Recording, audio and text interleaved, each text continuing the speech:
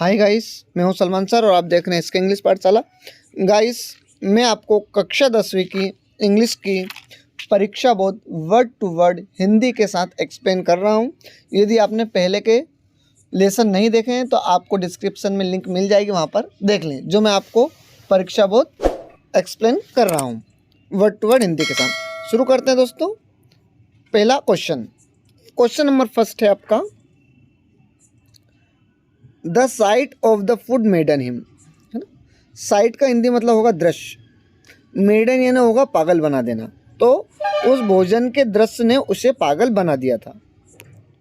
What does suggest this, इससे हमें क्या समझने को मिलता है या हमें क्या बात बताता है।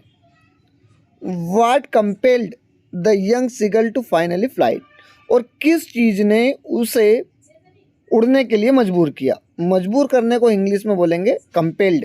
कंपेल्ड यानी होता है मजबूर कर देना, फाइनली यानी अंत में। तो इस क्वेश्चन के अंतर्गत यदि देखोगे तो आपको दो क्वेश्चन दिखाई देंगे। शुरू करते हैं। इसका आंसर ये 2022-23 में पूछा गया है, मोस्ट इंपॉर्टेंट है। The seagull was very hungry, seagull जो है बहुत ही भूखा था। हंग्री का अर्थ हो जाएगा भूखा होना। ही एट नथिंग टू इट, और उसके पास खाने के लिए कुछ भी नहीं था। नथिंग का हिंदी अर्थ हो जाएगा कुछ भी नहीं। इट यानी खाना। फॉर ए डे मतलब एक दिन तक। The sight of the fish, जो फिश का जो दृश्य था, कंपेल्ड इन, उसी ने उसे मजबूर किया उड़ने के लिए। कंपेल्ड का हिंदी अर्थ हो जाएगा मजबूर हो जाना। तो उसने जो एक फिश को देखा है ना, मछली का एक टुकड़ा देखा, जिसकी वजह से वो मजबूर हो गया उड़ने के लिए। To make desperate attempt to finally, तो उसने जो है उड़ने का प्रयत्न किया। अटेम्प्ट का हिंदी अर्थ हो जाएगा प्रयत्न करना। तो उस दृश्य को देखकर उसने जो है बहुत ही एफर्ट लगाया, यानी प्रयत्न किया उड़ने के लिए। एट दिस मोमेंट इस अंगर ओवर पावर्ड हिज फियर, इस क्षण या इस पल। एट दिस मोमेंट का अर्थ होगा इस पल या इस क्षण।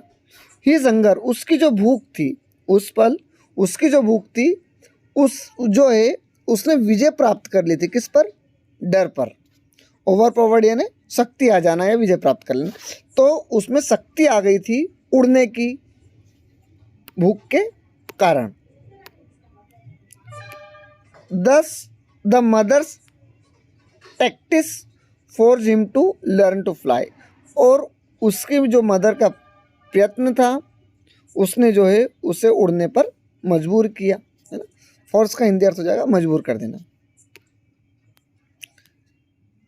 नेक्स्ट है आपका, they were beckoning him calling shrilly, why did the seagulls father and mother cajole him to fly. इसके अंदर भी दो क्वेश्चन है। पहला क्वेश्चन का अर्थ समझते हैं। देवर बेक्नोइन कारेली कॉलिंग श्रीलिंग हिम, वे लोग उसे पुकार रहे थे और डांट रहे थे, है ना।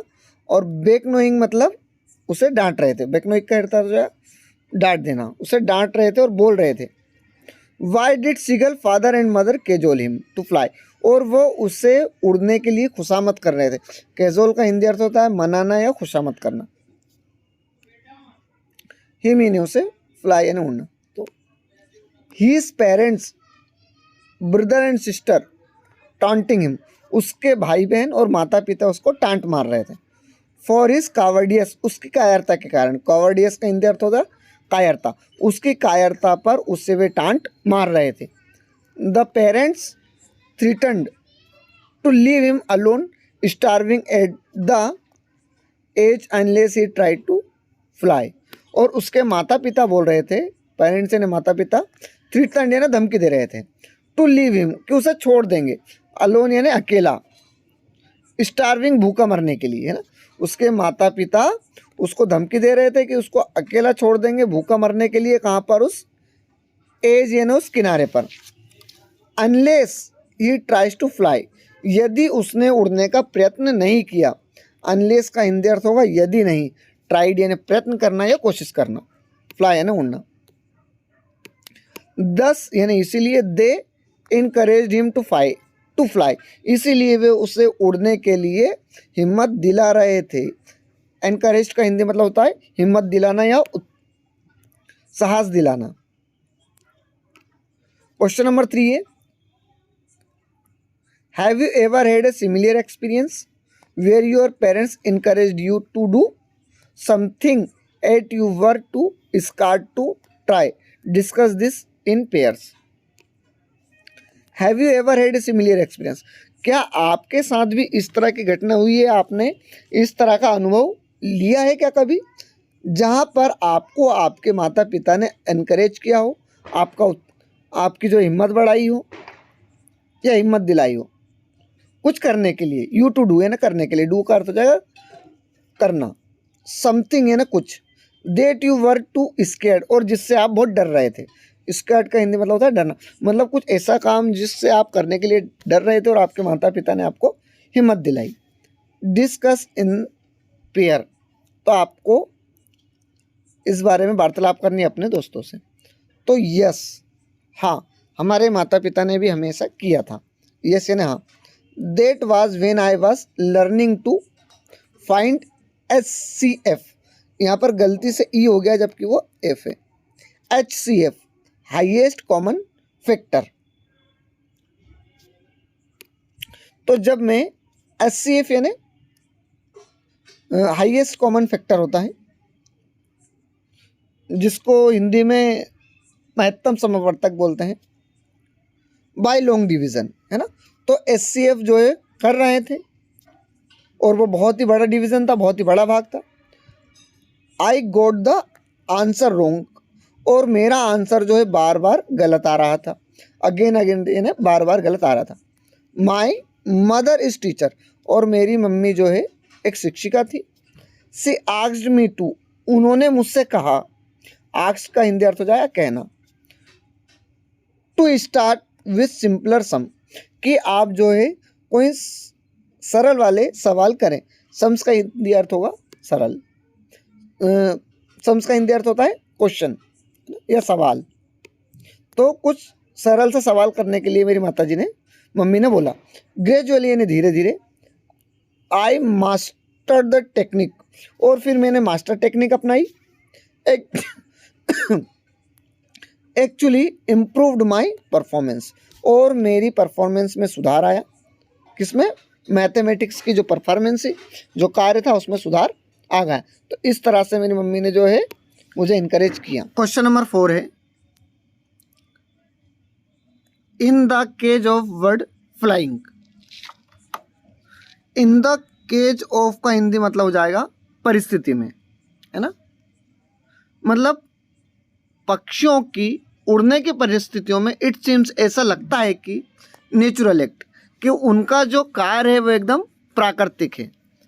एंड फोरगोन, और पहले से ही हमें परिणाम का पता होता है। कंक्लूजन है ना परिणाम, और पक्षियों का परिणाम का हमको पहले से पता होता है। दैट इट शुड सक्सेस, कि वह सफल हो जाते हैं।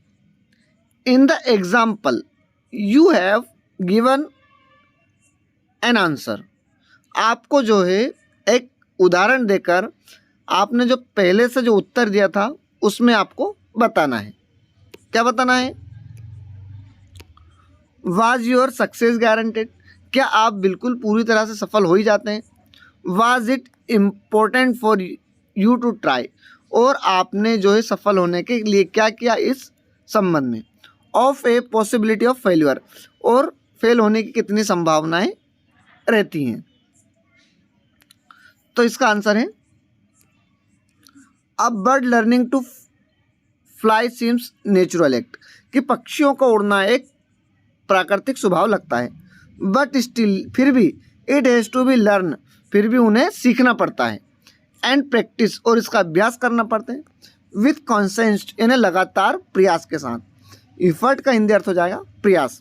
कॉन्स्टेंट का मतलब होता है लगातार, लगातार प्रयास के साथ अभ्यास करना पड़ता है उन्हें। इन केस, इस परिस्थिति में, आल्सो देयर वर फेल्यूर, लेकिन कभी कभी असफलताएं भी हो जाती हैं और डिस्पेयर यानी निराशाएं भी आ सकती हैं। माई मदर्स कंस्टेंट इनकरेजमेंट, और मेरी मम्मी लगातार मुझे हिम्मत बढ़ाती रहती हैं या हिम्मत दिलाती रहती हैं, हेल्प मी, और मेरी मदद करती थी, to achieve the mathematical ability, ताकि मैं मैथमेटिकली एबिलिटी जो योग्यता है वो हासिल कर सकूं। तो इसको जो है पुराने पिछला वाला जो क्वेश्चन था उससे इसको जोड़ा गया, क्वेश्चन नंबर 3 से, in case of the word flying, है ना, कि ऐसा लगता है कि ये उनका जो है प्राकृतिक स्वभाव होता है, लेकिन कभी कभी उन्हें असफलताएं प्राप्त हो जाती हैं। क्वेश्चन नंबर 5 है आपका, where did the young seagull sit alone, कि जो छोटा सा सीगल था वो अकेला कहाँ पर बैठा हुआ था। अलोन का हिंदी अर्थ हो जाएगा अकेला, अलोन यानी अकेला, अकेला। What did he watch from there, और वहां से वो क्या देखता है।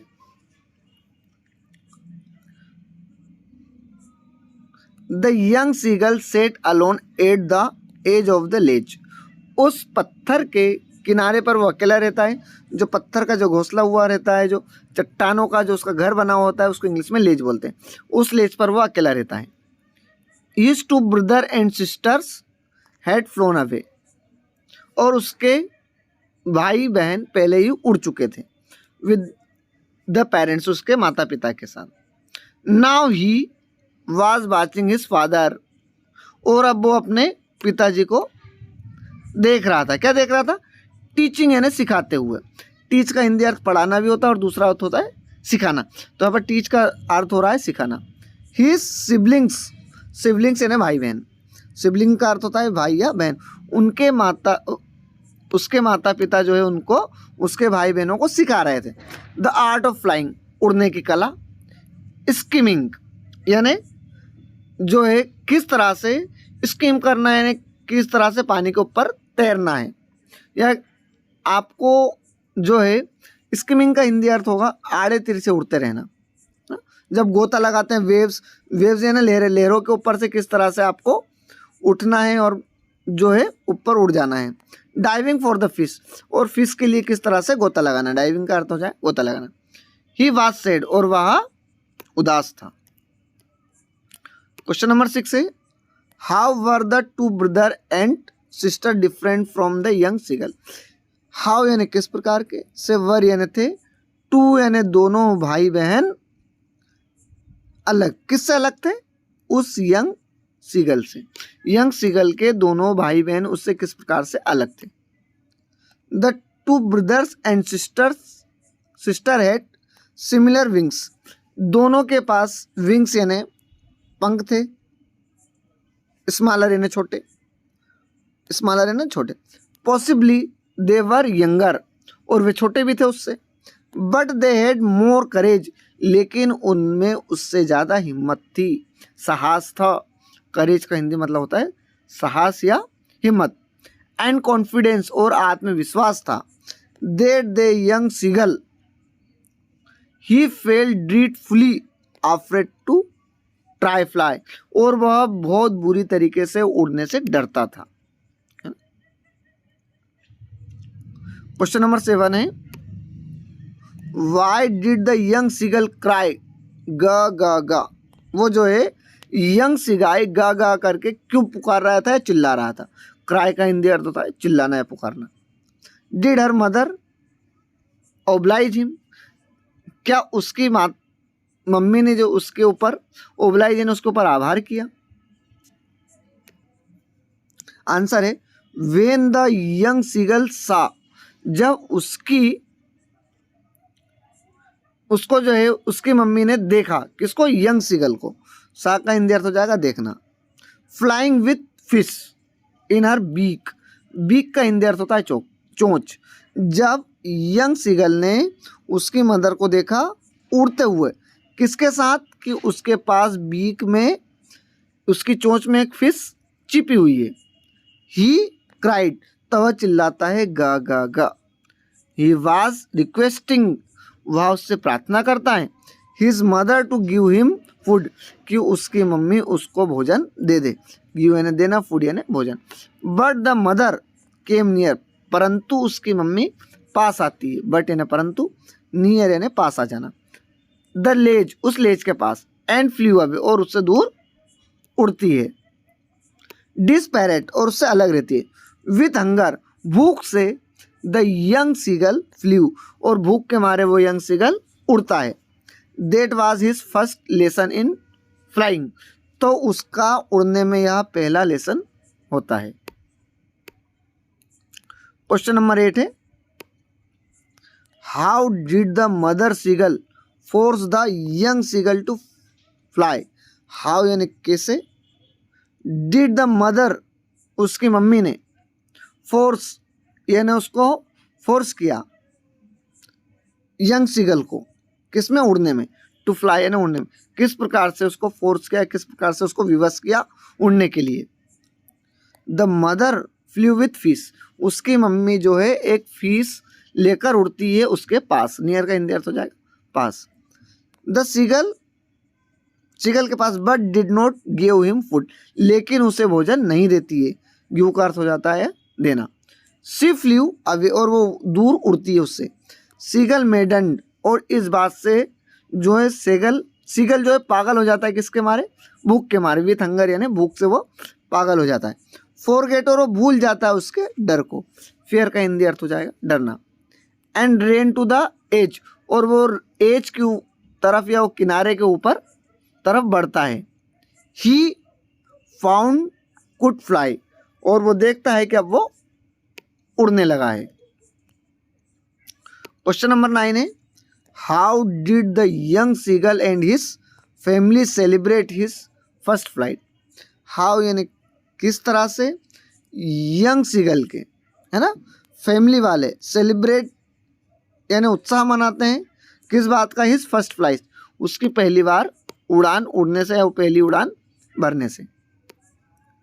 The hunger force the seagull to fly, hunger यानी भूख ने, फोर्स यानी विवश किया, मजबूर किया, किसको, सीगल को, किसके लिए, उड़ने के लिए। फ्लाई का अर्थ हो जाएगा उड़ना। बट ही वाज स्कैर्ड, लेकिन वह उड़ने से डरता है। एट फर्स्ट, शुरुआत में क्या होता है,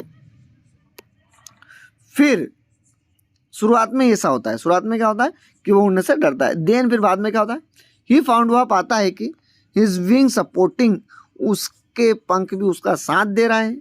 इन द फ्लाइट, किसमें, उड़ने में, फ्लाइट यानी उड़ान में। द फैमिली वर ओवरजॉयड, और बहुत उत्साह से भर जाते हैं उसके फैमिली वाले, उसके परिवार वाले। दे स्क्रीम्ड, फिर वह चिल्लाते हैं या उसको बोलते हैं। विद जॉय, खुशी के साथ चिल्लाते हैं। एंड प्रेज्ड हिम, और उसकी प्रशंसा करते हैं, तारीफ करते हैं। प्रेज का हिंदी मतलब होगा प्रशंसा करना है, तारीफ करना। They even offered piece of dogfish to it, और वे उसे ऑफर करते हैं, मतलब उसको देते हैं, क्या, एक प्रकार की मछली है। डॉग फिश का अर्थ होता, डॉग फिश एक प्रकार की मछली होती है, तो उस मछली को उसको खाने के लिए देते हैं। पीस यानी एक टुकड़ा, है ना। यहाँ पर आपका लेसन फिनिश हो जाता है।